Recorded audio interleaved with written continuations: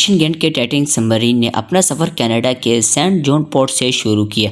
जिस लोकेशन पर इसको ओशन के अंदर ड्राइव करना था, ये सेंट जॉन पोर्ट से 700 किलोमीटर दूर नॉर्थ अटलांटिक ओशन में वाक़िया है और इसी पॉइंट पर ठंडे पानी के नीचे ओशन के गहराइयों में टाइटैनिक का शिप रेक भी मौजूद है। सैटरडे 17 जून 2023 को यह सफ़र शुरू किया गया और प्लान के मुताबिक नेक्स्ट दिन संडे को सुबह 8 बजे टाइटैनिक को पानी में उतारा गया। आपको यहाँ बताते चले कि टिप से पहले टाइटैनिक में मसला नोटिस किया गया, लेकिन इसके बावजूद अपने जान को दांव पर लगाकर इसको पानी में उतारा गया। वो क्या मसला था और इसके बावजूद क्यों ओशन को पानी में उतारा गया? CTV की वीडियोस में एक बार फिर से खुशामदीद। नाजरीन, इस सफ़र में टोटल 5 लोग थे, जिसमें एक्शन एविएशन के फाउंडर हैमिश हार्डिंग भी मौजूद थे, जिन्होंने जेफ बेजोस के साथ स्पेस का भी ट्रैवल किया था। दूसरे नंबर पर स्टॉकटन रश, जो ओशन गेट CEO भी थे, अमेरिकन कंपनी ओशन टूरिज्म के लिए सबमरीन फराहम करते थे। तीसरे नंबर पर पॉल हेनरी थे, जिसने पहले भी टाइटैनिक का विजिट किया हुआ था। और आखिरी नंबर पर पाकिस्तान के बिजनेसमैन शहजादा दाऊद अपने बेटे सुलेमान के साथ इस सफ़र पर रवाना हुए। ये 5 लोग अपना शौक पूरा करने के लिए मशहूर ज़माना टाइटैनिक का विजिट करने के लिए जा रहे थे। 1912 में इसके डूबने के बाद अगले कई सालों तक इसको तलाश करने की कोशिशें जारी रही, लेकिन अटलांटिक ओशन की हाइश कंडीशन के बायस यह इतना आसान नहीं था। 1985 में आखिरकार ओशन फ्लोर में टाइटैनिक का मलबा मिल ही गया था। टाइटैनिक अपने पीछे इतने सवालात छोड़ कर गई थी कि अब इसको तलाश करने का वक्त आ चुका था। दर्जनों एक्सपेडिशन अरेंज किए गए थे, जिसमें अलग अलग कंट्रीज के रिसर्चर्स और एक्सपर्ट्स ने टाइटैनिक शिप्स का रुख किया। कैनेडियन फिल्म मेकर जेम्स कैरीमोन ने 1995 में कई दफ़ा टाइटैनिक के मलबे का विजिट किया और फिर 1997 में टाइटैनिक मूवी रिलीज की गई। रही सही कसर टाइटैनिक की मूवी ने पूरी कर दी। ने इतनी धूम मचाई कि इसके मलबे को खुद जाकर देखने का ख्वाब करोड़ों लोगों का ख्वाब बन चुका था। यानी ये काम अब सिर्फ रिसर्च की मकसद के लिए ही महदूद नहीं था, बल्कि इस साइट पर टूरिस्ट भी जाना शुरू हो गए थे। कहा जाता है कि ओशन की गहराई में जाना स्पेस में जाने से भी ज़्यादा मुश्किल है और इसकी सबसे बड़ी वजह है पानी का प्रेशर। टाइटैनिक शिप रेक समंदर की सतह से 4000 मीटर नीचे यानी 4 किलोमीटर नीचे है। इमेजिन करना हो तो आप बुर्ज खलीफा को देख ले। 5 टाइम बुर्ज खलीफा इस पानी के नीचे आराम से आ सकता है। इतनी गहराई में पानी का प्रेशर 5800 PSI होता है। ये उतना ही प्रेशर होता है कि इंसान की पूरी बॉडी पर नहीं, बल्कि एक नाखून पर पूरा हाथी खड़ा कर दिया जाए, ये इतना प्रेशर होता है। खैर, संडे 18 जून 2023 दिन को 12 बजे इस सबमरीन का सफ़र स्टार्ट हुआ। नॉर्मली 2 घंटे लगते हैं टाइटैनिक तक पहुंचने में। 1 घंटा 45 मिनट के बाद मदरशिप जो सबमरीन का ऊपर वेट कर रही थी, उनका सबमरीन से राब्ता ख़त्म हो गया। अगर सबमरीन को टाइटैनिक तक पहुंचने में 2 घंटे लगने थे, तो सिर्फ 15 मिनट पहले राब्ता टूटने के बाद इसका मतलब यह है कि सबमरीन टाइटैनिक के बिल्कुल करीब है। समंदर की इस गहराई में सूरज की रोशनी पहुंचना नामुमकिन है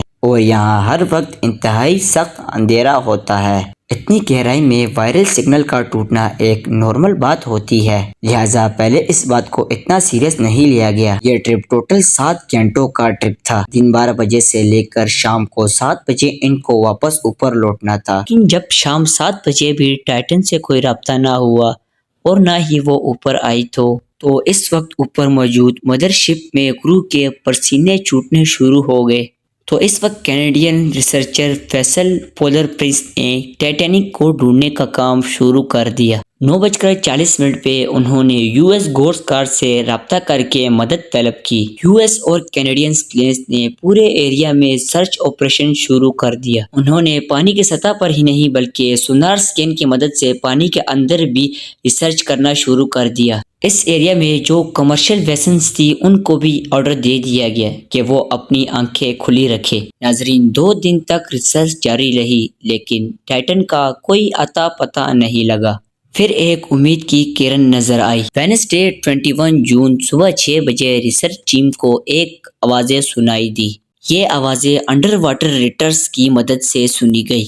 تو فوراً ROVS کو آواز کے ڈائریکشن میں بھیجا گیا، لیکن اس بار بھی ٹائٹن کی کوئی خبر نہ ملی۔ ٹائٹن کو ہمیشہ کے لیے کھو دینے کا ڈر بڑھتا جا رہا تھا۔ ٹائٹن میں جتنا آکسیجن تھا وہ 96 گھنٹے یا صرف 4 دنوں کا تھا، اور اس وقت تک 4 میں سے 3 دن گزر چکے تھے، لیکن US، کینیڈا اور فرانس کی ریسرچ ٹیم نے ہمت نہیں ہاری۔ تھرسڈے 22 جون کو دوبارہ ROVs کو ٹائٹینک کے ملبے کے پاس اتارا گیا۔ وہاں پہنچ کر جو دیکھا گیا وہ واقعی ایک دل دہلا دینے والا منظر تھا۔ 3:48 PM پر ROV جو ٹائٹینک کے پاس پہنچ چکی تھی، تو ROV نے ٹائٹن کا ایک حصہ ٹائٹینک سے 1600 فیٹ صرف دور پایا۔ جو دیکھنے گئی تھی ٹائٹینک کے ملبے کو، اب اس کا ملبہ پوری دنیا میں ہیڈ لائنز کا منظر بن چکا تھا۔ اس کا صرف ایک ہی مطلب تھا کہ سبمرین پانی کا پریشر برداشت نہ کر سکے اور پانی میں ہی پھٹ گئی۔